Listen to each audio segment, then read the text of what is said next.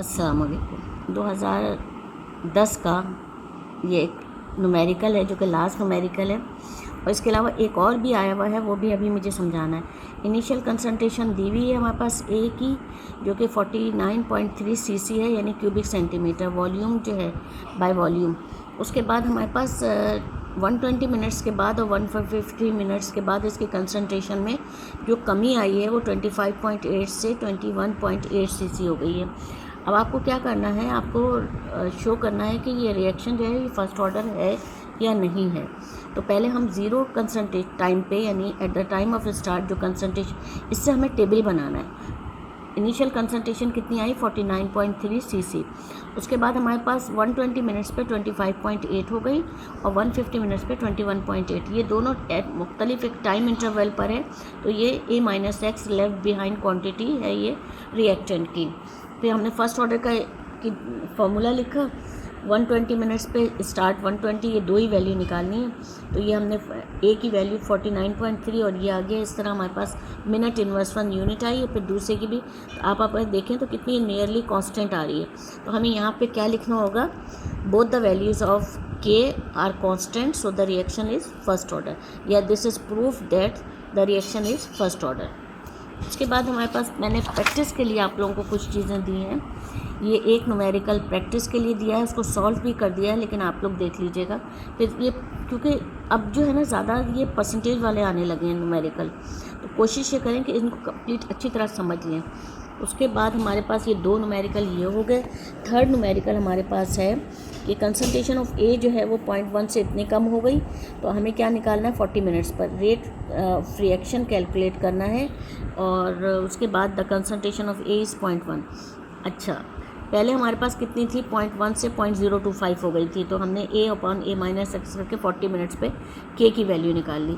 फिर उसके बाद उन्होंने कहा find the rate of reaction. फिर रेट ऑफ आपको रिएक्शन निकालना है when the concentration of A change हो गई। कंसंट्रेशन चेंज हो गई, कितनी हो गई, 0.01। तो अब हम रेट जो है वो डायरेक्टली प्रोपोर्शनल होता है कंसंट्रेशन ऑफ ए के, क्योंकि हमारे पास ये ए जो है वो क्या बना रहा है, प्रोडक्ट बना रहा है। तो rate of reaction depend on the initial concentration of the reactant. तो हमने यहाँ पे प्रोपोर्शनैलिटी कांस्टेंट की जगह के लगाया है। के की वैल्यू हम ऊपर निकाल चुके हैं, 0.01 हो गया है, तो ये हमारे पास मोल मिनट इनवर्स 1 आ गया, ठीक है ना। अच्छा, उसके बाद हम एक एग्जाम्पल ये एग्ज़ाम में आ सकता है कि आप कम से कम 3 या 4 जो है वो फर्स्ट ऑर्डर ऑफ रिएक्शन की एग्जाम्पल लिखें। तो hydrolysis of Easter in acidic medium, क्योंकि वाटर की क्वांटिटी बहुत ज़्यादा होती है तो सिर्फ एक मॉलिक्यूल पार्टिसिपेट कर रहा है। तो ये इक्वेशन है, इथाइल एसीटेट एस्टर जो है वो वाटर के साथ हाइड्रोलाइज होगा इन प्रेजेंस ऑफ एसिड, तो एसिटिक एसिड और इथाइल अल्कोहल बनाएगा। फिर दूसरा हमारे पास है जितने भी रेडियो एक्टिव डीके रिएक्शंस होते हैं वो सारे के सारे फर्स्ट ऑर्डर होते हैं। Growth and decay of bacteria, bacteria की ग्रोथ और उनका डीके, ये भी फर्स्ट ऑर्डर रिएक्शन है। Inversion of cane sugar in acidic medium, उसके बाद ये शुगर जो है जो कि हमारे पास सक्रोस है, सुक्रोज जो है वो हाइड्रोलाइज हो रही है एसिडिक मीडियम में, तो ये 2 मॉलिक्यूल बना रही है, ग्लूकोज के और फ्रक्टोज के, ठीक है। अच्छा, सुक्रोज जो होता है वो डेक्स्ट्रो रोटेटरी होता है, यानी प्लेन पोलराइज लाइट डालें तो ये राइट साइड पे मूव करेगा। ग्लूकोज भी प्लेन पोलराइज लाइट डालेंगे तो वो राइट साइड पे मूव करेगा। तो इसको आपने कभी लिखा होगा डी ग्लूकोज लिखा हुआ होता है। जबकि हमारे पास फ्रक्टोज जो होता है वो लिवो रोटेटरी होता है। जब प्लेन पोलराइज लाइट डालते हैं तो ये लेफ़्ट साइड पे मूव करता है। तो ये इसका क्योंकि मैग्नीट्यूड ज़्यादा होता है लिवो का, तो ओवरऑल हम देखते हैं कि ये पूरा रिएक्शन जो होता है वो लिवो रोटेटरी होता है। उसके बाद हमारे ये आपको मालूमात के लिए बताया, वैसा कोई इतना ज़रूरी नहीं है।